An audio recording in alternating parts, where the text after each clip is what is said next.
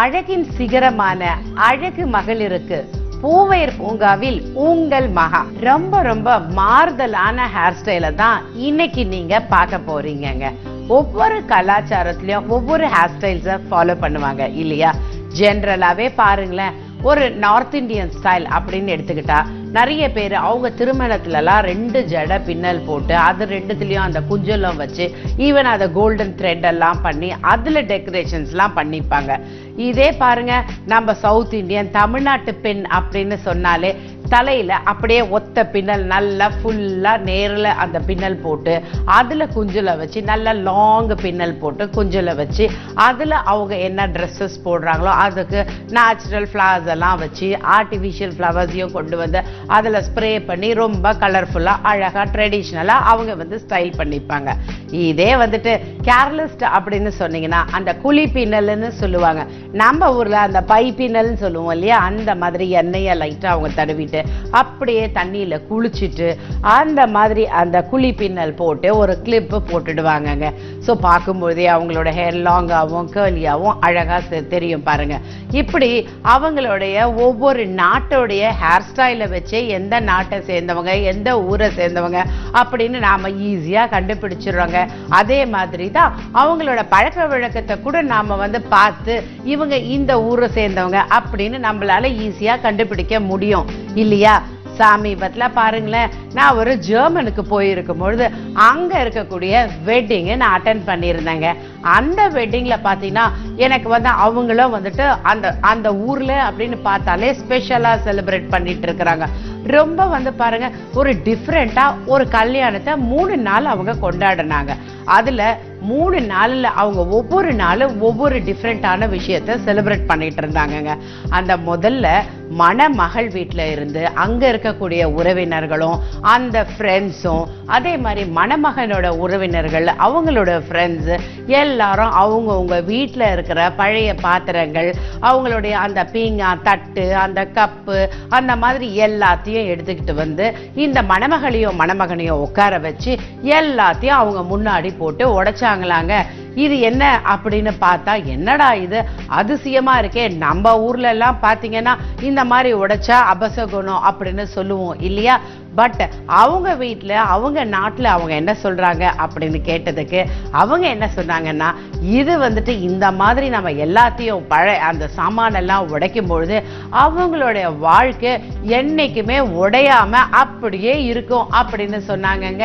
அதே மாதிரி அந்த மணமகள் அந்த மணமகன் வீட்டுக்கு போகும் பொழுது உப்போடையும் பிரெட்டோடையும் தான் போவாங்களாம். ஏன்னா அவங்களுக்கு அந்த சாப்பாட்டுக்கு என்னைக்குமே பஞ்சமே வராது அப்படிங்கிற ஐதீகமாங்க. நம்ம ஊர்ல எல்லாம் பாத்தீங்கன்னா மணமகளுக்கு அந்த நம்ம ஊர்ல அச்சதிய தூவி மணமகனையும் மணமகளையும் வாழ்த்துவாங்க. பட் அவங்க ஊர்ல பாருங்க, அரிசியை தூவி அந்த வாழ்த்தும் பொழுது அந்த அரிசி எத்தனை அரிசி அந்த மணமகள் தலையில இருக்கோ அத்தனை குழந்தை பிறக்கும் அப்படிங்கறத அவங்களோட நம்பிக்கையாங்க. நேத்தி நம்ம நிகழ்ச்சியில மலையாள கல்யாண பெண்ணுடைய மேக்கப் எப்படி பண்ணிருந்தோம்னு பார்த்தோம். இன்னைக்கு வாங்கல நம்ம நிகழ்ச்சியில அந்த மலையாள கல்யாண பெண்ணுக்கு எப்படி தலை அலங்காரம் பண்ண போறோம்னு பார்க்கலாமா?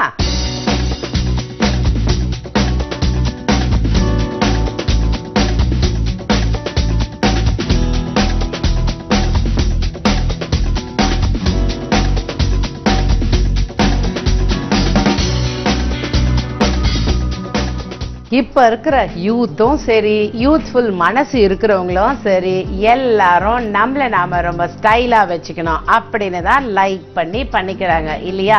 நேத்தி நம்ம கேரளாவோட மேக்கப் பார்த்தோம், நம்ம பிரைடல் மேக்கப் பார்த்தோம். இன்னைக்கு அந்த பிரைடுக்கு எப்படி ஹேர் ஸ்டைல் பண்ண போறோம் அப்படிங்கிறத பார்க்குறோம். யூஸ்வலா பாருங்களேன், கேர்லிஸ்ட் அப்படின்னு சொன்னாலே அவங்களோட ஹேர் அப்படின்னாலே அவங்க ஸ்பெஷலா கேர் எடுத்து பார்த்துப்பாங்கங்க. அவங்க பார்த்தீங்கன்னா அந்த ஹேருக்கு நல்லா வீக்லி ட்வைஸ் ஆயில் அப்ளை பண்ணிடுவாங்க. அப்படியே ஆயில் அப்ளை பண்ணிட்டு அவங்க அந்த குளியல் அப்படின்னு சொல்லி அந்த குளிக்கும் பொழுது பார்த்தீங்கன்னா நல்லா ஹேரை அப்படியே வாஷ் பண்ணி வெட் ஹேர்ல அப்படியே கிளிப் போட்டு அந்த முடி அவங்களுக்கு நேச்சுரலா பார்த்தீங்கன்னா ரொம்ப லாங்கா இருக்கிறதுனால ஒரு கேர்லியா இருக்கும். அதை பார்த்தாலே அவங்களோட ஹேர் இப்படின்னு ஈஸியா நம்ம கண்டுபிடிச்சிருவோம் இல்லையா?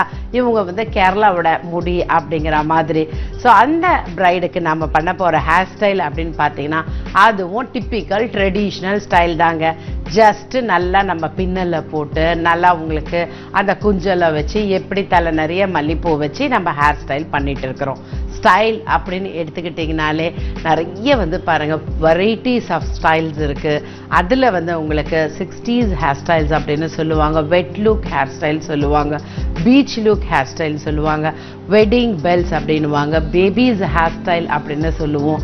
அந்த மாதிரி ஸ்டைல் அப்படின்னு பார்த்தீங்கன்னா உங்களுக்கு இந்த ட்ராக்கிங் அப்படின்னு வந்து ட்ராக் பண்ணுற மாதிரி சில style, water falls hair style சொல்லலாம், அண்ட் கிரீஸி and twist, interlock style.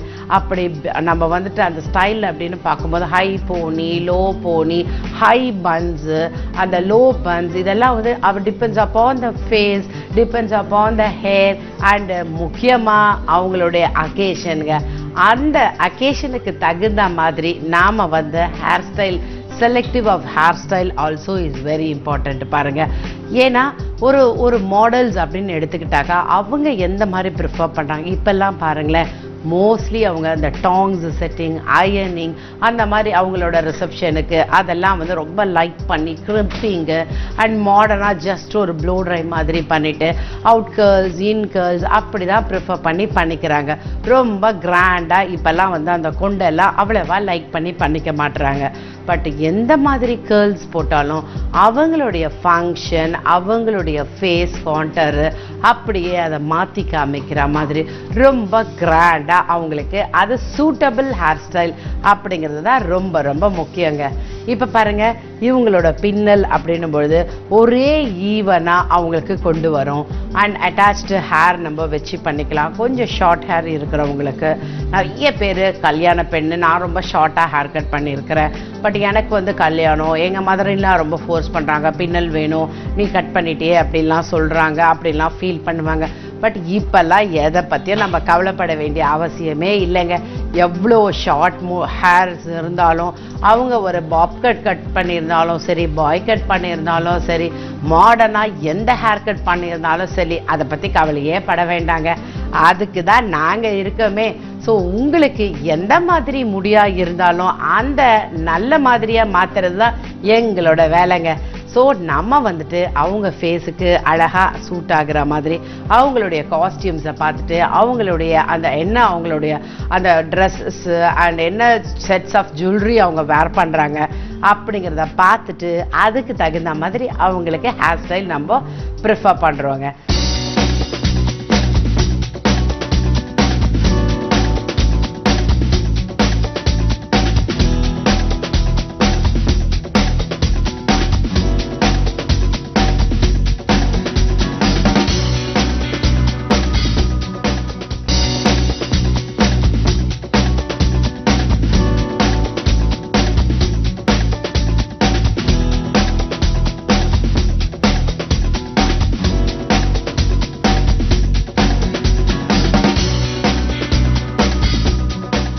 Friend setting அப்படிங்கிறது ரொம்ப ரொம்ப முக்கியமான ஒரு விஷயங்க. அந்த ஃப்ரெண்ட் செட்டிங் நம்ம பண்ணும்பொழுது பாருங்கள், சில பேருக்கு ரொம்ப ஸ்மால் ஃபேஸ் இருக்கும், அண்ட் சில பேருக்கு பார்த்தீங்கன்னா ரொம்ப வந்துட்டு பெரிய பிக் ஃபேஸஸ் அப்படி ஃபேஸ் தெரியும். ரொம்ப ஸ்மால் ஃபேஸ் இருக்கவங்களுக்கு நல்லா ட்விஸ்ட் பண்ணி அவங்களுக்கு ஒரு சைடில் கொண்டு போய் அதை அப்படியே ரோல் பண்ணி நம்ம கொண்டு வரும்போது அந்த ஃபேஸே அழகாக அவங்களுக்கு ஒரு மெச்சூர்டு ஃபேஸாக தெரிய ஆரம்பிக்கும். சில பேருக்கு ரொம்ப ப்ராடாக இருந்தால் அதுக்கு அழகாக சைடில் அப்படி எடுத்துகிட்டு போயிட்டு முடியை அப்படி கிளிப் பண்ணும்பொழுது அந்த ஹேர் ஹேங் ஆகும்போது பாருங்களேன், அவங்க ஃபேஸ் ரொம்ப யங்காக அழகாக அவங்களுக்கு தெரிய ஆரம்பிக்கும். ஸோ ஒரு ஃப்ரெண்ட் செட்டிங் அப்படின்னும் பொழுது ஒரு சம்டைம்ஸ் பாருங்கள் ஓவல் ஷேப்பில் ஃபேஸ் இருக்கும், அவங்களுக்கு சைடில் நல்லா நம்ம பஃப் பண்ணி அதை நம்ம கிளிப் பண்ணும்போது அந்த ஓவல் ஷேப் சரியாக இருக்கும். ரவுண்டு ஷேப் இருக்கிறவங்களுக்கு லாங்கில் நம்ம ஃப்ரண்ட் செட் பண்ணால் ரொம்ப அழகாக இருக்கும். இதே வந்துட்டு லாங் ஃபேஸ் இருக்குது அப்படின்னா அவங்களுக்கு ரவுண்டு ஷேப் கொண்டு வர மாதிரி ஃப்ரண்ட் செட் பண்ணுறதுலே அவங்களோட குறைபாடுகளை எல்லாத்தையும் அப்படியே சரி செஞ்சிடலாங்க.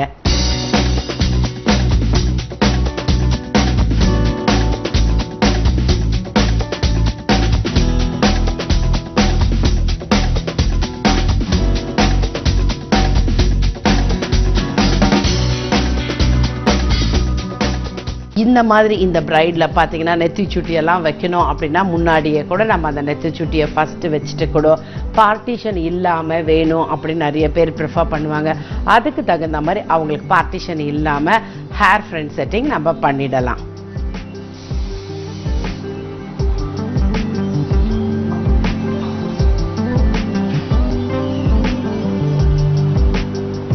ஸோ இந்த ரெண்டு சைட்லேயும் நம்ம வந்து ஃப்ரண்ட் செட் எடுத்த ஹேரை அப்படியே ரோல் பண்ணி, பிகாஸ் அங்கே நம்ம ஃப்ளார்ஸ் தான் வைக்க போகிறோம், அதையும் ரொம்ப நேச்சுரலாக எந்த ஸ்டைல் பண்ணாலும் 100% அவங்களுக்கு அந்த நீட் ஃபினிஷிங் வந்து ரொம்ப ரொம்ப இம்பார்ட்டண்ட்டுங்க. ஸோ நம்ம பண்ண போகிற ஸ்டைல் அப்படின்னும்போது அதை பார்க்கும்பொழுதே அந்த அட்ராக்ஷன், அந்த அவங்களுடைய அந்த வே ஆஃப் அந்த ஒரு ஸ்டைலோடைய அந்த ரியல் எஃபெக்ட் வந்து நல்லா அவங்களுக்கு தெரிய ஆரம்பிக்கும் பாருங்கள். ஸோ நம்ம பார்த்துட்டு அவங்களோட டைப்ஸ் ஆஃப் அந்த ஜுவல்லரி நம்ம என்ன வேர் பண்ண போகிறோமோ அதுக்கு தகுந்த மாதிரி மோட்டிவ்ஸ் எல்லாம் நம்ம செலக்ட் பண்ணி அதை நம்ம அந்த பிரைடுக்கு கொடுக்க போகிறோம்.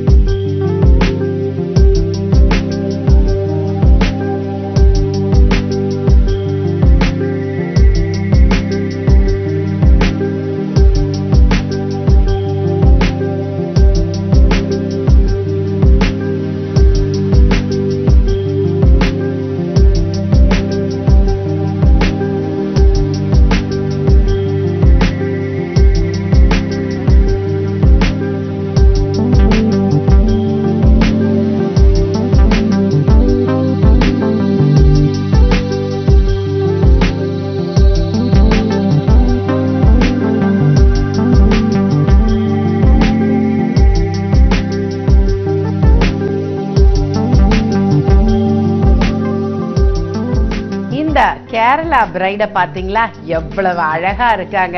இவங்களை பார்த்த உடனே நமக்கே இப்ப கேரளால இருக்கிற ஃபீலிங் தானே வந்துடுது இல்லைங்களா. இப்ப பாருங்க, சைனால ஒரு மோசோ பிளான்ட் அப்படின்னு ஒரு பிளான்ட்டுங்க. அந்த பேம்பூ ட்ரீயை வளர்க்கறதுக்காக அவங்க என்ன பண்றாங்கன்னா நல்லா பாத்தி கட்டி அதுக்கு நல்லா வெயில் படுற மாதிரியும் அதை வந்து ஃபுல்லா அதனோட விதையை போட்டுட்டு அதுக்கு நல்லா வெயில் மழை எல்லாம் படுற மாதிரி ஃபுல்லா பார்த்து அதை செடிக்கு நல்லா காத்து வர்ற மாதிரி எல்லா வசதிகளையும் செஞ்சு வச்சுக்கிட்டு இருப்பாங்களாங்க. பட் அது வளரும்னு பார்த்துக்கிட்டே இருப்பாங்களாம். 5 வருஷம் கழிச்சு கரெக்டா அந்த 5th இயர் அது வளர ஆரம்பிக்குமாங்க. ஆனா அப்ப பாத்தீங்கன்னா ஒரு நாளைக்கு 2.5 அடி வளருமாங்க. இதே பாருங்க 6 வாரத்துல அது வந்து 90 அடிக்கு கிடுன்னு வளர ஆரம்பிச்சிடுமா அந்த மூங்கில் செடி. அதனோட அசுர வளர்ச்சிக்காக தன்னைத்தானே தயார்படுத்திக்கிட்டு அது மண்ணுக்கு அடியில அந்த வேரை நல்லா பலமாக்கிக்கிட்டு இருந்ததாங்க.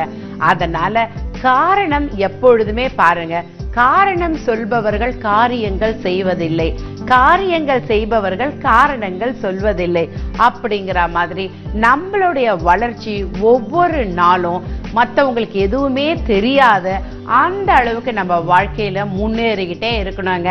பாருங்க, ஒரு ஸ்வான் எடுத்துக்கோங்களேன், எவ்வளவு அழகா அது பார்க்கறதுக்கு எப்படி இருக்கும். ஆனா தண்ணியில எவ்வளவு அழகா போயிட்டு இருக்கும் பொழுது பட் அதை பார்க்கும்போது அவ்வளவு அழகா இருக்குமே ஒழிய அதனுடைய உள்ள நீந்திக்கிட்டே காலில் அதை அடிச்சுக்கிட்டே வேலை செஞ்சுக்கிட்டே இருக்கும் பாருங்க. அந்த மாதிரி தாங்க நாமளும் படிச்சிட்டோம் முடிச்சிட்டோம்னு இல்லாம we have to keep on doing practiceங்க. சோ அப்பதான் வாழ்க்கையில வெற்றியை நோக்கி போய்கிட்டே இருக்க முடியும். இன்னைக்கு நான் சொல்ல போற பியூட்டி டிப்ஸ் என்ன அப்படின்னு பாத்தீங்கன்னா, இவங்களுக்கு அந்த கேர்லி அந்த ஆயிலி ஹேர் இருக்கு இல்லையா, அதுக்காக பேக்கிங் சோடா இருக்கு பாருங்க, அதை ஒரு 4 டீஸ்பூன் எடுத்துக்கிட்டு ஒரு 2 டீஸ்பூன் அவங்களுக்கு அந்த கார்ன்ஃப்ளவர் எடுத்துக்கலாம். இது ரெண்டுத்தையும் நல்லா லைட்டா வாட்டர்ல மிக்ஸ் பண்ணி ஹேர்ல நீங்க பேக்கா அப்ளை பண்ணிக்கங்களேன். ஒரு ½ an hour கழிச்சு உங்களோட ஹேரை நீங்க வாஷ் பண்ணிடுங்க. உங்களோட ஆயிலி ஹேர் நார்மல் ஹேரா மாறிடும். நன்றி நேயர்களே. அடுத்த நிகழ்ச்சியில் இதே நேரத்துல வேற ஒரு புது ப்ரோக்ராமோட சந்திப்போம்.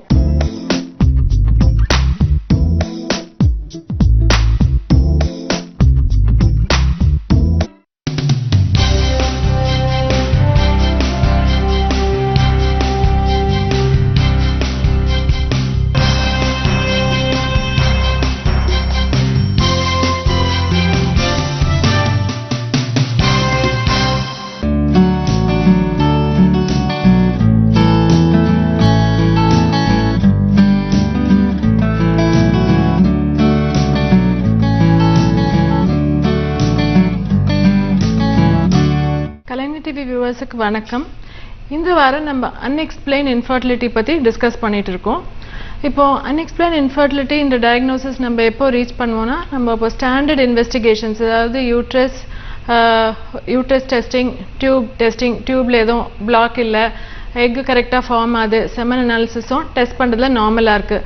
இந்த மாதிரி நம்ம ஸ்டெப்பாக டெஸ்ட் பண்ணுறது எல்லாமே நார்மலாக இருக்குது. பட் ஸ்டில் ப்ரெக்னன்சி இன்னும் அச்சீவ் ஆகலைன்னா இந்த கண்டிஷன் பேர் அன்எக்ஸ்பிளைன் இன்ஃபர்டிலிட்டி அப்படின்னு சொல்லுவோம். அன்எக்ஸ்பிளைன் இன்ஃபர்டிலிட்டிக்கு ரீசன்ஸ் இல்லாமல் இல்லை, மைக்ரோஸ்கோப்பிக்காக ஏதாவது ஃபேக்டர்ஸ் இருக்கும். பட் நம்மளால் அதை ஐடென்டிஃபை பண்ணி டயக்னோஸ் பண்ண முடியாததுனால ப்ரெக்னன்சி அச்சீவ் பண்ணுறதுல அது பெரிய தடங்களாக இருக்குது. இப்போ நிறைய ஃபேக்டர்ஸ் நம்மளுக்கு வந்து, அதாவது அந்த எக் குவாலிட்டி பற்றி, ஸ்பெர்ம் குவாலிட்டி பற்றி, டியூபல் ஃபிசியாலஜி, அதாவது டியூபோட வேலை செய்கிற தன்மை பற்றி நம்மளால் டெஸ்ட் பண்ணவோ இல்லை ஐடென்டிஃபை பண்ணவோ முடிய மாட்டேங்குது. அண்ட் ரீசன்ஸ் எக்ஸாக்டாக டயக்னோஸ் பண்ண முடியாததுனால நம்மளால் ஸ்பெசிஃபிக் ட்ரீட்மெண்ட்டும் கொடுக்க முடியாமல் இருக்க வேண்டியதாக இருக்குது. அண்ட் சிமிலர்லி வந்து நம்மளுக்கு இந்த ஃபர்டிலைசேஷன், அதாவது கரு உற்பத்தி ஆகிறது அண்ட் எம்ப்ரியோ ஃபார்மேஷன், ஏர்லியாக கரு டெவலப் ஆகிறது, கருவோட டெவலப்மெண்ட் பற்றி இன்ஃபர்மேஷன் வந்து ரொம்ப ரொம்ப கம்மி. அண்ட் அகைன் கர்ப்பையில் அந்த கரு வந்து இம்ப்ளான்ட் ஆகுது, எப்படி இம்ப்ளான்ட் ஆகுது, அதில் ஏதாவது டிஃபெக்ட் இருக்கா, அந்த டிஃபெக்ட் எப்படி ஐடென்டிஃபை பண்ணுறது, அதை எப்படி ட்ரீட் பண்ணுறதுன்ற இன்ஃபர்மேஷன் கூட நம்மளுக்கு வந்து கரண்ட்டாக இல்லை. ஸோ இந்த மாதிரி ஃபேக்டர்ஸ் ஏதாவது ஒரு ரீசனாக இருந்ததுன்னா, ஈவன் தோ நம்ம வந்து ரொம்ப powerful treatments or IVF treatments எல்லாம் கொடுத்தா கூட இந்த நம்ம என்ன ப்ராப்ளம் டீல் பண்ணுறோம் அப்படின்னு தெரியாமல், அதாவது அன்டயக்னோஸ் ப்ராப்ளம் இருக்கும் போது நம்மளால் அந்த ஸ்பெசிஃபிக் ட்ரீட்மெண்ட்டும் கொடுக்க முடியாததுனால சக்ஸஸ் ரேட்ஸ் இன் ஐவிஎஃப் வந்து it remains only about 30 to 40%. So current டெக்னாலஜியில் வந்து நம்ம மேக்ஸிமம் எதுலாம் நம்ம கண்ட்ரோல் பண்ண முடியுமோ அது கண்ட்ரோல் பண்ணி பர்ஃபெக்டாக நம்ம ட்ரீட்மெண்ட் கொடுத்தா கூட இம்ப்ளான்டேஷன் ரேட், ப்ரெக்னன்சி ரேட் வந்து 30 to 40% மேலே தாண்ட முடியாது. ஸோ இந்த சக்ஸஸ் ரேட்ஸ் இவ்வளோ கம்மியாக இருக்கிறதுனால நம்ம வந்து இந்த அன்எக்ஸ்பிளைன் இன்ஃபர்டிலிட்டி பேஷண்ட்ஸுக்கு எந்த மாதிரி நம்ம ட்ரீட் பண்ணால் கொஞ்சம் சக்ஸஸ் ரேட்ஸ் இம்ப்ரூவ் பண்ணலாம், இதை பற்றி நம்ம இன்னைக்கு டிஸ்கஸ் பண்ணலாம். இப்போ unexplained infertility, that is we don't know the reason for இன்ஃபர்டிலிட்டினா ஒரு ஸ்டாண்டர்ட் ப்ரோட்டோகால் நம்ம ஃபாலோ பண்ணுறோம். அதாவது 1 year கழிச்சு அவங்க கன்சீவ் ஆகலன்னு வந்தாங்கன்னா நம்ம இன்வெஸ்டிகேஷன்ஸ் பண்ணி எல்லாம் நார்மலாக இருக்குன்னு அப்படி ஐடென்டிஃபை பண்ணால் இன்னும் 1 year கூட அவங்கள வந்து நார்மலாக ட்ரை பண்ண சொல்லலாம். 2 years வந்து கன்சீவ் ஆகலைன்னா தென் ட்ரீட்மெண்ட் ஸ்டார்ட் பண்ணலாம். ட்ரீட்மெண்ட் வந்து யூஸ்வலாக ஓவுலேஷன் இண்டக்ஷன், அதாவது அந்த எக்ஸ் இன்க்ரீஸ் பண்ணுறதுக்கு இன்ஜெக்ஷன்ஸ் யூஸ்வலாக கொடுக்கறது உண்டு. ஸோ வெறும் டேப்லெட்ஸ் வந்து அவ்வளோ சக்ஸஸ் ரேட் இருக்காது, யூஸ்வலாக இன்ஜெக்ஷன்ஸோ தேவைப்படும். ஸோ கொனட்ராஃபின் இன்ஜெக்ஷன்ஸ் அப்படின்னு கொடுத்து அந்த எக் ஃபார்மேஷன், அதாவது ஓவுலேஷனில் ஏதாவது மைனர் டிஃபெக்ட்ஸ் இருந்தால் அந்த இன்ஜெக்ஷன்ஸ் கொடுக்கும் போது அந்த டிஃபெக்ட்ஸ் எல்லாம் கரெக்ட் ஆகி ஓவுலேஷன் கரெக்டாக வரதுக்கு வாய்ப்பு இருக்குது. So ovulation induction with injections வந்து ஃபர்ஸ்ட் லைன் ஆஃப் ட்ரீட்மெண்ட். அது சக்ஸஸ்ஃபுல்லாக இல்லைன்னா செகண்ட் லைன் ஆஃப் ட்ரீட்மெண்ட் வந்து IUI, அதாவது இன்ஜெக்ஷன்ஸ் போட்டுட்டு எக் என்னைக்கு ரிலீஸ் ஆகுது, என்னைக்கு மெச்சூர் ஆகுதுன்னு பார்த்தா அன்னைக்கு வந்து ஹஸ்பண்டோட ஸ்பெர்ம் லேபில் வாஷ் பண்ணி ப்ரிப்பேர் பண்ணி யூட்ரஸ் உள்ள இன்செமினேட் பண்ணுறது. So this is the second line of treatment. And நிறைய பேருக்கு வந்து இந்த இன்ஜெக்ஷன் ட்ரீட்மெண்ட் ஆர் IUI ட்ரீட்மெண்ட்டில் கன்சீவ் ஆகிடும். ஸோ இந்த 2 ட்ரீட்மெண்ட்ஸ்லையும், அதாவது 3 to 4 cycles ஆஃப் IUIயில் கன்சீவ் ஆகலைன்னா லாஸ்ட் ஸ்டெப்பாக வந்து IVF, அதாவது அசிஸ்டட் ரீப்ரொடக்டிவ் டெக்னாலஜி சஜஸ்ட் பண்ணுவோம். இப்போ ஐவிஎஃப்ல வந்து சக்ஸஸ் ரேட் இம்ப்ரூவ் பண்ணுறதுக்கு நம்ம ஏதாவது ஸ்டெப்ஸ் பண்ணலாமான்னு பார்த்தோம்னா, unexplained infertility பேஷண்ட்ஸுக்கு வந்து பிஃபோர் த ட்ரீட்மெண்ட் சைக்கிளே வேறு ஏதாவது கரெக்டபிள் ப்ராப்ளம்ஸ் இருக்கான்னு சில சமயம் ஹிஸ்ட்ரோஸ்கோப்பி இல்லைன்னா கர்ப்பை உள்ள ஏதாவது பிரச்சனைங்க இருக்கா அப்படின்னு பார்க்கணும். ஐவிஎஃப் ட்ரீட்மெண்ட்டே பண்ணும்போது நம்ம ஐவிஎஃப் சக்ஸஸ் ரேட்ஸ் எப்படி இன்க்ரீஸ் பண்ண முடியும்னா, தட் இஸ் அந்த எம்ப்ரியோ கரு நம்ம வெளியே வச்சு வளர்த்தி வைக்கும் போது அந்த கரு க்ரோத்தை வந்து நம்ம மைக்ரோஸ்கோப் அடியில் பார்க்க முடியும். ஸோ லாட் ஆஃப் டைம்ஸ் வந்து எம்ப்ரியோ நம்ம ஐடென்டிஃபை பண்ணி நம்ம வந்து எவ்ரி டே நம்ம பார்த்துட்டு இருக்கும்போது நிறைய ரீசன்ஸ் நம்மளுக்கு தெரிய வரும். அதாவது எம்ப்ரியோட குவாலிட்டி சரியா இல்லை அப்படின்னு பார்க்கறதுக்கு வந்து அந்த எம்ப்ரியோட டெவலப்மெண்ட் ரொம்ப ஸ்லோவாக இருக்கும். அதாவது அந்தந்த நாளுக்கு அந்தந்த நம்பர் ஆஃப் செல்ஸ் இருக்கணும், அது இல்லைன்னா ஸ்லோ எம்ப்ரியோ டெவலப்மெண்ட் அப்படின்னு டயக்னோஸ் பண்ணுவாங்க. ஸோ ஸ்லோ எம்ப்ரியோ டெவலப்மெண்ட் இல்லைன்னா ஃப்ராக்மெண்டேஷன், அதாவது அந்த எம்ப்ரியோலே வந்து நிறைய ஃப்ராக்மெண்ட்ஸ் இருந்துச்சுன்னா அது புவர் குவாலிட்டி எம்ப்ரியோ அப்படின்னு சொல்லுவோம். ஸோ யூஸ்வலாக ஐடியலாக எம்ப்ரியோவில் வந்து less than 10% ஃப்ராக்மெண்டேஷன் இருக்கணும். ஸோ எம்ப்ரியோ குவாலிட்டி புவராக இருக்கிறது வந்து ஒரு நியூ இன்ஃபர்மேஷனாக இருக்கும். சம்டைம்ஸ் நம்ம எக் உடம்புலேருந்து ரிமூவ் பண்ணும்போது எக்கோட குவாலிட்டி ரொம்ப புவராக இருக்கும். ஸோ இதுதான் ரீசன் இவ்வளோ நாள் கன்சீவ் ஆகாமல் இருக்கிறதுக்கு அப்படின்னு நம்மளுக்கு டயக்னோசிஸ் வரும். சம்டைம்ஸ் எக்கோட ஷெல் வந்து ரொம்ப திக்காக இருக்கும். அந்த திக் ஷெல் இருக்கிறதுனால அந்த எம்ப்ரியோ போய் கர்ப்பையில போய் அட்டாச் ஆகி இம்ப்ளான்ட் ஆகிறது வந்து ஒரு ப்ராப்ளமேட்டிக்காக இருக்கும். So lot of times IVF cycle பண்ணும்போது நம்மளுக்கு வந்து ஐவிஎஃப் ஒரு ட்ரீட்மெண்ட் மாத்திரம் இல்லாமல் ஒரு டயக்னோசிஸ் கூட கொடுக்கும், இவ்வளோ நாளாக கன்சீவ் ஆகாமல் இருக்கிறதுக்கு இதுதான் ரீசன் அப்படின்னு. So probable causes for unexplained infertility வந்து ஃபர்டிலைசேஷன் ஆகாமல் இருக்கலாம். அதாவது ஸ்பெர்மோ எக்கோ மீட் பண்ணி அந்த கரு உற்பத்தி ஆகிற டைமில் வந்து அந்த ஸ்டெப்பில் ஏதாவது ப்ராப்ளம் இருந்ததுன்னா அது வந்து நம்ம இக்ஸி மூலியமாக நம்ம அதை ஓவர் கம் பண்ணலாம். இக்ஸின்றது ஒரு ஸ்பெர்மோ எடுத்து ஒரு எக்கு உள்ள இன்ஜெக்ட் பண்ணுறது பேர் தான் intracytoplasmic sperm injection. So ICSI step பண்ணும்போது நம்ம ஃபர்டிலைசேஷன் ஃபெயிலியர் அவாய்ட் பண்ணுவோம். அதாவது ஸ்பெர்மோ எக்கோ தன்னால் எம்ப்ரியோ ஃபார்ம் ஆகுது, அதை ஸ்பெர்ம் போய் அந்த எக்கோட அட்டாச் ஆகி அதுக்கப்புறம் ரெண்டுமே யுனைட் ஆகணும். ஸோ அந்த பைண்டிங் சரியா இல்லைன்னா அதை ஓவர் கம் பண்ணுறதுக்கு இக்ஸி ஸ்டெப் நிறைய பேர் யூஸ் பண்ணுறோம். அண்ட் தி அதர் திங் நம்ம என்ன பண்ணலாம்னா இம்ப்ளான்டேஷன் இன்க்ரீஸ் பண்ணுறதுக்கு certain embryo glue அப்படின்னு யூஸ் பண்ணலாம். And sometimes certain growth hormone அந்த மாதிரி இன்ஜெக்ஷன்ஸ் வந்து ஸ்டிமுலேஷன் டைமில் போட்டோம்னா that will increase the implantation rate. இப்போ எம்ப்ரியோட குவாலிட்டியை அசஸ் பண்ணுறதுக்கு ப்ரீ இம்ப்ளான்டேஷன் ஜெனட்டிக் டயக்னோசிஸ் அப்படின்னு ஒரு டெஸ்ட் இருக்குது. இப்போ எம்ப்ரியோஸ் வந்து நல்ல குவாலிட்டியாக இருக்குது பட் இம்ப்ளான்ட் ஆகலைன்னா அதுக்கு எம்ப்ரியோவில் ஏதாவது ப்ராப்ளம் இருக்கான்னு ஐடென்டிஃபை பண்ணுறதுக்கு ப்ரீ இம்ப்ளான்டேஷன் ஜெனட்டிக் ஸ்க்ரீனிங்னு ஒரு டெஸ்ட் பண்ணலாம். அதாவது அந்த டெவலப்பிங் எம்ப்ரியோலேருந்து கருவிலேருந்து ஒரே ஒரு செல்லை ரிமூவ் பண்ணி ஏதாவது குரோமோசோமல் ப்ராப்ளம் இருக்கான்னு ஐடென்டிஃபை பண்ணலாம். இப்போ அன்எக்ஸ்பிளைன் இன்ஃபர்டிலிட்டி பேஷண்ட்ஸ்க்கு இந்த pre implantation genetic screening test பண்ணால் என்ன கண்டுபிடிச்சிருக்காங்கன்னா ஆல்மோஸ்ட் 50 to 60% ஆஃப் எம்ப்ரியோஸில் வந்து குரோமோசோம் அப்நார்மாலிட்டி இருக்குது. ஸோ இந்த மாதிரி குரோமோசோம் அப்நார்மாலிட்டி இருக்குன்னு நம்ம ஐடென்டிஃபை பண்ணால் இதுக்கு ஒன்றும் ட்ரீட்மெண்ட் எதுவும் கிடையாது. பட் அட்லீஸ்ட் நம்ம வந்து இந்த அப்நார்மல் எம்ப்ரியோஸை இம்ப்ளான்ட் பண்ணி ப்ரெக்னன்சி எக்ஸ்பெக்ட் பண்ணாமல் இருப்போம். ஸோ ஜெனட்டிக் ப்ராப்ளம் தான் ரீசன், குரோமோசோமல் ப்ராப்ளம் தான் ரீசன் நம்மளுக்கு தெரிய வரும் ப்ரீ இம்ப்ளான்டேஷன் ஜெனட்டிக் டெஸ்டிங் பண்ணால். So these test are quite advanced and quite expensive also. So எல்லாருக்குமே இந்த டெஸ்ட் பண்ண மாட்டோம். ரீசனே தெரியல ஒரு ஒன் சைக்கிள் ஃபெயிலியர் ஆச்சுன்னா இந்த பிஜிஎஸ் டெஸ்ட் பண்ணி நம்ம வந்து ஏதாவது ரீசன் கண்டுபிடிக்கிறதுக்கு ட்ரை பண்ணலாம். ஸோ இந்த மாதிரி அன்எக்ஸ்பிளைன் இன்ஃபர்டிலிட்டி ட்ரீட்மெண்ட் வந்து ஸ்பெசிஃபிக் டயக்னோசிஸ் இல்லாததுனால நம்மளால ட்ரீட்மெண்ட்டும் ஸ்பெசிஃபிக்காக கொடுக்க முடியல. ஸோ சக்ஸஸ் ரேட் ஆல்சோ கம்மியாக தான் இருக்கும். ஈவன் தோ ப்ரொலாங்டு ட்ரீட்மெண்ட் பண்ணால் கூட எல்லா டெஸ்டிங் அண்ட் ட்ரீட்மெண்ட் எல்லாம் பண்ணால் கூட என்ன ரீசன்னால ஃபர்டிலிட்டி வரல அண்ட் எந்த ட்ரீட்மெண்ட் பண்ணலான்றது நம்மளுக்கு தெரியாமல் இருக்குது. அண்ட் நிறைய ரிசர்ச் பண்ணி அவங்க இனிமேல் மோர் இன்ஃபர்மேஷன் வர நமக்கு வந்து சக்ஸஸ் ரேட்ஸ் இம்ப்ரூவ் ஆகிறதுக்கு வாய்ப்பு இருக்கு.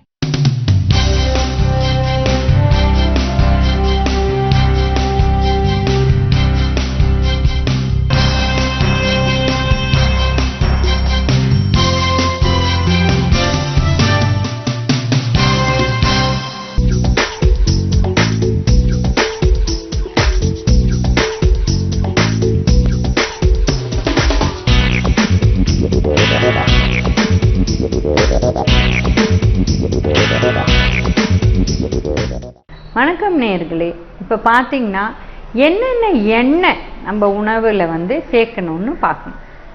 இப்போ 4 பேர் இருக்கிற குடும்பங்களில் சில பேர் கேட்டிங்கன்னா நீங்கள் மாதத்துக்கு எவ்வளோ எண்ணெய் உபயோகிக்கிறீங்க அப்படின்னு பார்த்தீங்கன்னா 7 கிலோ அப்படின்னு சொல்கிறாங்க. சிலர் சொல்கிறாங்க இல்லை நாங்கள் 1 கிலோ 2 கிலோ தான் யூஸ் பண்ணுறோம் அப்படின்னு சொல்கிறாங்க. ஸோ எது கரெக்ட் அப்படின்னு பார்த்தீங்கன்னா, ஒரு மாதத்துக்கே 1/2 லிட்டர் வந்து ஒரு ஆளுக்கு, அப்போ 4 பேர் இருக்கிற குடும்பத்தில் 2 லிட்டர் தான் மாதத்துக்கு யூஸ் பண்ணணும். இப்போ பல விதமான எண்ணெய்கள் வந்திருக்கு, அந்த பேரு கூட நம்மளுக்கு சொல்லக்கூடிய தெரியல. அதனால எந்த எண்ணெய் நல்லது அப்படின்னு கேட்குறாங்க. இப்போ நல்லெண்ணெயை பொறுத்தவரையிலும் எள்ளு எண்ணெய்ங்கிற பேரே கொடுக்கல, அதுக்கு நல்ல எண்ணெய்ன்னு தான் சொல்கிறாங்க. இன்றைக்கும் ரிசர்ச்சில் பார்த்தீங்கன்னா நல்லெண்ணெய் உடம்புக்கு நல்லது, அது சாப்பிட்டா கசக்குது அப்படிங்கிறாங்க. பாவக்காய் கசக்குதுங்கிற மாதிரி நல்லெண்ணெய் கசக்குதுங்கிறாங்க. இதெல்லாம் தப்பான கருத்து. நம்ம முதலேருந்தே அதை யூஸ் பண்ணிட்டு வந்தால் அது ஒன்றும் கசப்பு அந்த அளவுக்கு தெரியாது. இல்லை அந்த கசப்பு உடம்புக்கு நல்லதுன்னு நம்ம சாப்பிட ஆரம்பிச்சிட்டோம்னா அந்த டேஸ்ட் ஆட்டோமேட்டிக்காக நம்மளுக்கு வந்து ஒத்து வந்துடும். ஸோ இந்த 2 லிட்டர் வந்து 4 பேர் இருக்கிற குடும்பத்தில் நம்ம வந்து 1.25 லிட்டர் இல்லை 1.5 லிட்டர் வந்து நல்லெண்ணெயாக இருக்கணும். 1/2 லிட்டர் தான் சூரியகாந்தி எண்ணெய். இப்போ நிறைய பேர் வந்து இந்த புதுசாக வர எண்ணெய்கள்லாம் நிறைய யூஸ் பண்ணுறாங்க. ஆலிவ் ஆயில், கனோலா ஆயில், இந்த மாதிரி எண்ணெயெல்லாம், ரைஸ் பிரான் ஆயில், அதாவது அரிசி தவிடில் பண்ணுற எண்ணெய். ஸோ இந்த எண்ணெயெல்லாம் வந்து நம்ம நல்லெண்ணெய்க்கு பதில் தான் யூஸ் பண்ணணுமே வழிய, ஆனால் அதே ஒரே எண்ணெய் வந்து மாதம் பூரா யூஸ் பண்ண வேண்டிய அவசியம் கிடையாது. இப்போ பார்த்தீங்கன்னா நிறைய பேர் சொல்கிறாங்க, ஒரு மாதம் நாங்கள் அரிசி தவிட எண்ணெய் அதாவது ரைஸ் பிரான் ஆயில் யூஸ் பண்ணுறோம், மறு மாதம் நாங்கள் வந்து நல்லெண்ணெய், அதுக்கு அடுத்த மாதம் நாங்கள் வந்து சூரியகாந்தி எண்ணெய். இது மாதிரி ஹெல்த்துங்கிறது வேலை பண்ணாது. நம்ம பார்த்திங்கன்னா அந்த ப்ரொப்போர்ஷன் ஆஃப் ஃபேட்ஸுன்னு சொல்கிறோம். இந்த எண்ணெய்களில் 3 விதமான கொழுப்பு சத்து இருக்குது. அதாவது saturated fat, mono unsaturated fat and poly unsaturated ஃபேட்டுன்னு சொல்கிறோம். இந்த சேச்சுரேட்டட் ஃபேட் வந்து சிறிய அளவு இருக்கணும், 1 மடங்கு இருந்தால். இந்த மோனோ அன்சாச்சுரேட்டட் ஃபேட் வந்து 1.5 to 2% சொல்கிறோம். அதை ரேஷியோ பிரகாரம் சொல்கிறோம். இது ஒரு டைம் இருந்தால் இது 1.5லேருந்து 2 மடங்கு இருக்கணும். இந்த பாலி அன்சாச்சுரேட்டட் ஃபேட் வந்து 1.5% அது மாதிரி. ஸோ சேச்சுரேட்டட் ஃபேட் கம்மி, மோனோ அன்சாச்சுரேட்டட் ஃபேட் ஜாஸ்தி, அதுக்கும் கொஞ்சம் வந்து கம்மி வந்து இந்த பாலி அன்சாச்சுரேட்டட். இப்போ பார்த்தீங்கன்னா நல்லெண்ணெய் இல்லை இந்த கடுகெண்ணெய், தென்னிந்தியாலாம் பார்த்தீங்கன்னா அதாவது வடக்க வந்து இந்த கடுகெண்ணெய் எடுப்பாங்க, தென்னிந்தியாவில் வந்து கடலெண்ணெய் இல்லை நல்லெண்ணெய் எடுப்பாங்க. இந்த மாதிரி ட்ரெடிஷ்னல் ஆயில்ஸில் 3 விதமான கொழுப்பு சத்துவம் இருக்கும்.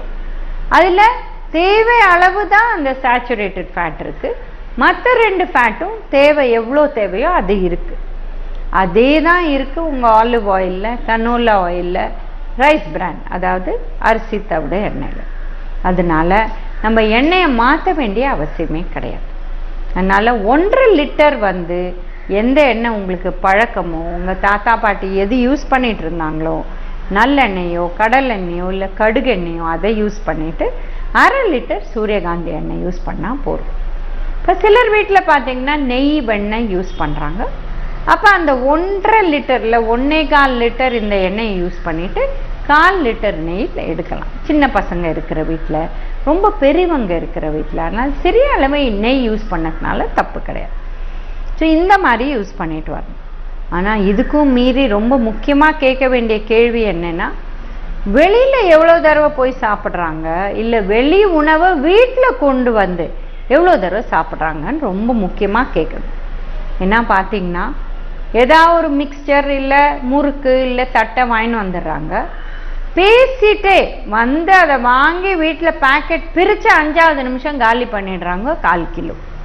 இந்த மாதிரி சாப்பிட்டா வெயிட் கட்டாயம் ஏறும். அதில் இருக்கிற கொழுப்பு சத்து வந்து உடம்புல பிரச்சனை வரலாம், இந்த மாதிரி கொலஸ்ட்ரால் ஏற்றலாம், அந்த மாதிரி ப்ராப்ளம் வரலாம்.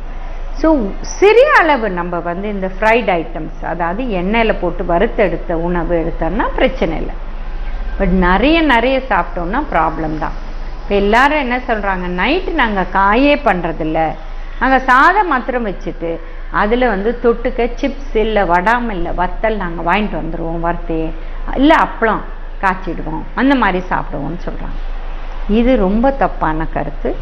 ஏன்னா ஒரு உணவை வந்து நம்ம எண்ணெயில் போட்டு வறுத்தோம்னா நிறையவே எண்ணெய் அது குடிக்கும். இப்போ யாரெல்லாம் வந்து வீட்டில் வறுக்கிறாங்களோ நல்லாவே தெரியும் அவங்களுக்கு. அப்பளம் ஒரு 4 அப்பளம் நம்ம வந்து பொரிச்சு எடுத்தோம்னா அந்த கடாயில் எண்ணெய் இறங்கிடும். அதே மாதிரி இப்போ வந்து எந்த உணவில், இப்போ நம்ம வடைன்னு வச்சுக்கோங்க, வடையில் வந்து தண்ணி வந்து அந்த இதில் கொஞ்சம் கம்மியாக இருந்தால் அந்த வடையில் வந்து எவ்வளோ எண்ணெய் அது வந்து உறிஞ்சும், அது வேக வைக்கிறது, எண்ணெயில் போட்டு பொரிச்சு எடுக்கிறதுங்கிறது கம்மியாக இருக்கும். பட் நிறைய தண்ணி இருந்தால் நிறைய எண்ணெய். அதே மாதிரி தான் இப்போ ஃபிஷ் அப்படின்னாலே ஈக்குவல் டு ஃப்ரை அப்படின்னு சொல்லிடுறாங்க. ஃபிஷ்ஷுங்கிறது எதில் இருக்குது? தண்ணியில் தான் இருக்குது. ஸோ ஃபிஷ்ஷை கட்டாயம் ஃப்ரை பண்ணால் எக்கச்சக்கமாக எண்ணெய் ஆகும், எண்ணெய் அது நல்லா குடிச்சிடும். அதனால ஜாகிரதையாக இருக்கணும். அதுக்குன்னு ஃபிஷ் ஃப்ரை சாப்பிடக்கூடாதுன்னு சொல்லவே வரல, சிறிய அளவு சாப்பிடணும், எப்பாவது ஒருக்க சாப்பிடணும். இப்போ நார்மல் டேஸில் சைவ முறையில் சாப்பிட்றவங்க இல்லை அசைவ முறையில் சாப்பிட்றவங்க கூட எப்போ சைவ உணவு எடுக்கிறாங்களோ, அவங்க எந்த அளவு சாதம் எடுக்கிறாங்களோ, வெந்த சாதம், அவங்க அசைவ முறைன்னு சொன்ன உடனே அதை 2 மடங்கு பண்ணிடுறாங்க. இப்போ மண்டே டியூஸ்டேல 1.5 கப்புனா வெள்ளி சனி அல்ல ஞாயிற்றுக்கிழமை 3 கப் சாதம் சாப்பிட்றாங்க. ஸோ இந்த மாதிரி நம்ம உணவுகளில் கேலரி டென்சிட்டியை ஜாஸ்தி பண்ணி அந்த கொழுப்பு சத்துலேருந்து வர கேலரியை ஜாஸ்தி பண்ணோன்னா அது ப்ராப்ளம் வரலாம். ஸோ அதனால் எண்ணெய்களை அளவோடு உபயோகிக்கணும், சரியான எண்ணெயை உபயோகிக்கணும், அப்போ உடம்பு நல்லாயிருக்கும்.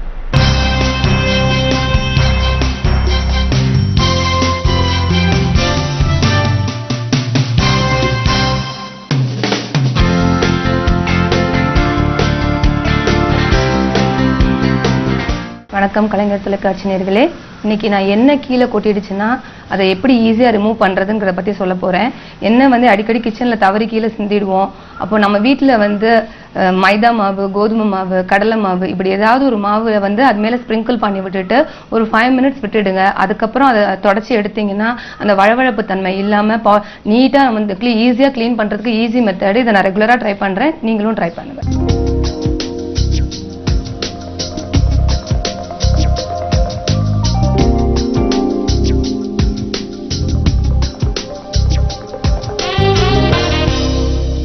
கலைஞர் டிவி வியூவர்ஸ்க்கு வணக்கம். நான் மேனகா ஸ்ரீபதி. நீங்களும் சம்பாதிக்கலாம் ப்ரோக்ராமில் நான் எதை பற்றி பேச போகிறேன்னா இந்த பாக்குமட்டை தயாரிப்பை பற்றி பேச போகிறேன். இந்த தொழில் வந்து சென்னைக்கு வந்து ரொம்ப அந்தளவுக்கு ஃபேமஸ் ஆகாத ஒரு தொழில் தான் இது. பட் ஆனால் வந்து தொழில் வந்து நடந்துன்னு தான் இருக்குது. அதை பற்றி தான் டீட்டெயில்டாக உங்களுக்கு நான் பேச போகிறேன்.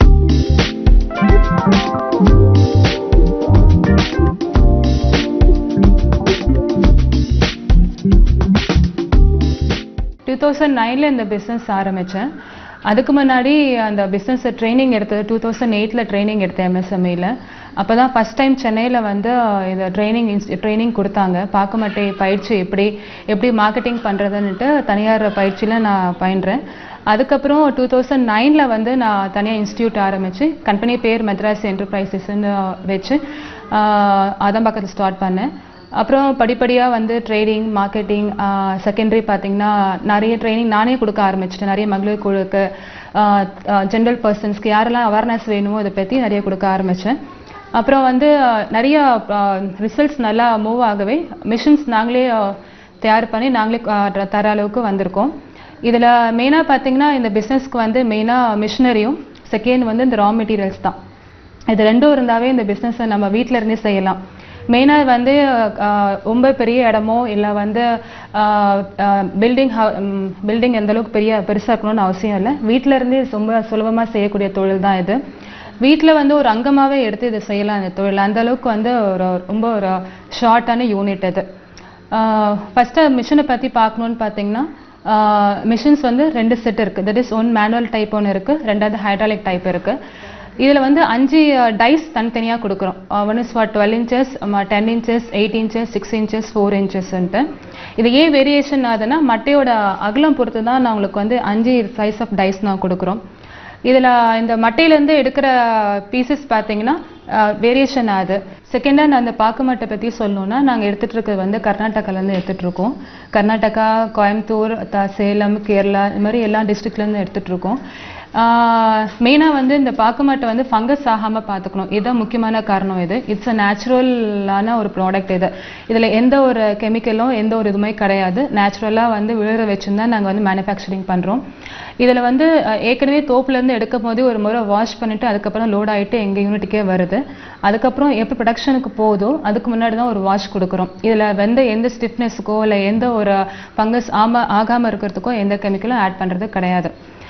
செகண்டரி பார்த்தீங்கன்னா ஷேப்ஸ் வைஸ் இது வந்து பார்த்தீங்கன்னா ஏற்கனவே சொல்லியிருக்கேன், இதில் 5 வகையான ஷேப்ஸ் இருக்குது. ஆனால் எல்லாமே நாங்கள் கொடுக்குறது ரவுண்ட் ஷேப்ஸ் தான் கொடுத்துட்ருக்கோம் இங்கே லோக்கலில் டொமஸ்டிக்காக பண்ணுற வரைக்கும். ஏன்னா இங்கே அந்தளவுக்கு ஃபுட்டு தன்மை அது மாதிரி.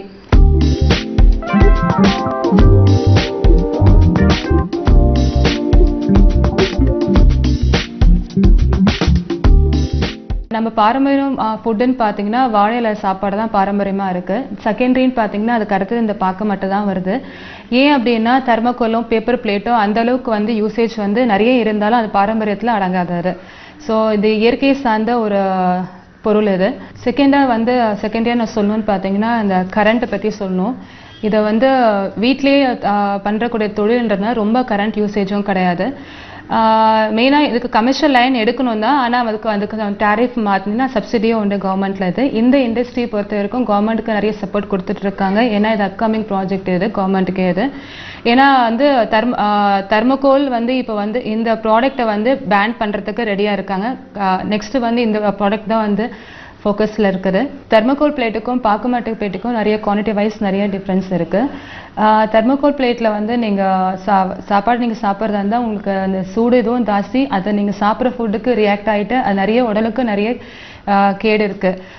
ஆனால் அது பாக்குமட்டை பிளேட்டில் பார்த்தீங்கன்னா இதில் வந்து உடலுக்கும் எந்த கெடுதலும் வர்றது கிடையாது. ரெண்டாவது இந்த பாரம்பரியம்ன்றதுனால இதை வந்து இலையாக யூஸ் பண்ண முடியாதனால இது வந்து பிளேட்டாக நாங்கள் வந்து கன்வெர்ட் பண்ணிட்டு பிளேட்டாக நாங்கள் கொடுத்துட்டுருக்கோம் இந்த மட்டையிலேருந்து. இதுக்கு வந்து கவர்மெண்ட் சைடில் மானியமும் உண்டு.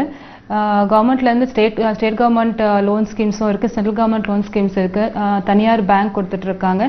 என்ன இதில் நீங்கள் மூவ் பண்ணாலும் உங்களுக்கு வந்து லேடிஸ்க்காக 35% மானியமும் இருக்குது இதில். அது மட்டும் இல்லாமல் கரண்ட்லேயும் நம்மளுக்கு வந்து சப்சிடியும் இருக்குது. நான் ஃபஸ்ட்டே சொன்ன மாதிரி இது வந்து ரொம்ப பெரிய பிஸ்னஸ் இல்லை, இது வீட்டிலேருந்து செய்யக்கூடிய தொழில் தான் இது. செகண்டரின்னு பார்க்கணுன்னா இது மார்க்கெட்டிங் பற்றி நான் சொல்லி ஆகணும். இதில் மார்க்கெட்டிங் வந்து ரொம்ப சிம்பிள். இது வீட்டில் எப்படி நம்ம தயார்படுத்துகிறோமோ அதே மாதிரி தான் இது வந்து மார்க்கெட்டிங் பண்ணணும். மெயினாக கேட்ரிங் பீப்புளை நம்ம காண்டாக்ட் வச்சுக்கலாம். கேட்ரிங் பீப்புள் மூலிமா பஃபே சிஸ்டம்ஸ்க்கு நிறைய யூஸ் ஆகுது. நெக்ஸ்ட்டு கல்யாண மண்டபம்ஸு, அப்புறம் வந்து ரெஸ்டாரண்ட்ஸு, பஃபே எங்கெல்லாம் ப்ரமோட் பண்ணுறாங்களோ அந்த இடத்துல வந்து இந்த பிளேட் வந்து நல்ல மூவிங்கில் இருக்குது. செகண்ட் இந்த தொன்னன்னு சொல்கிறோம், அதெல்லாம் கோயில் பிரசாதத்துக்காக யூஸ் பண்ணிட்டு இருக்காங்க. ஃபஸ்ட்டு நாங்கள் மார்க்கெட்டிங் பண்ணது நார்த்தில் தான் மார்க்கெட்டிங் பண்ணிட்டு இருந்தோம்.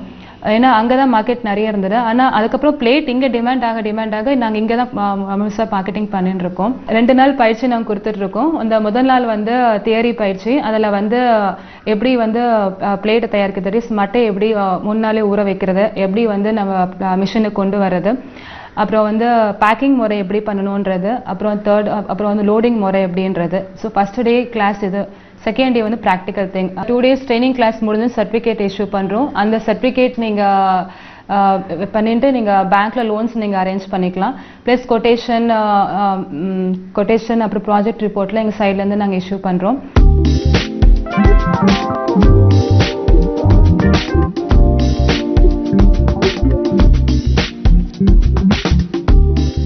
இதெல்லாம் கஸ்டமைஸ்டு பீசஸ்.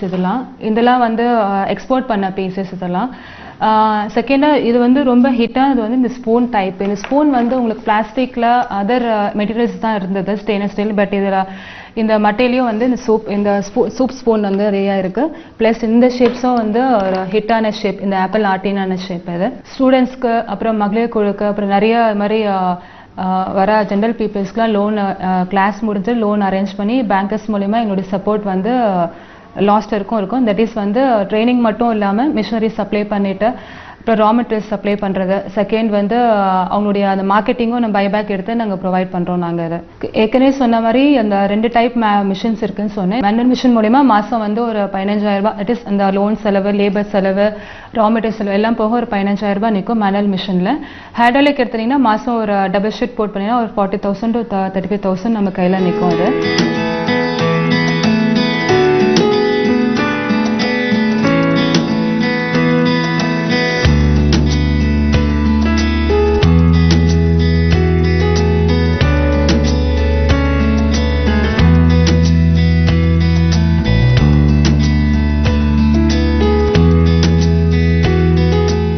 நிகழ்ச்சியில் வந்து என்னுடைய இந்த பிஸ்னஸ் விஷயமாக, அப்புறம் என்னோட எக்ஸ்பீரியன்ஸ், என்னுடைய மார்க்கெட்டிங் விஷயங்கள் மற்றும் ட்ரைனிங் விஷயங்கள், பேங்க்கில் எப்படி நாங்கள் வந்து ஆர்கனைஸ் பண்ணி கொடுக்குறோம், பிஸ்னஸ்க்கு எவ்வளோ சப்போர்ட்டிவாக உங்களுக்கு மக்களுக்கு நாங்கள் இருப்போன்றது இந்த நிகழ்ச்சி மூலிமா நாங்கள் வந்து தெரிவிச்சுக்கிறோம். கலைஞர் டிவியினருக்கு நன்றி, வணக்கம்.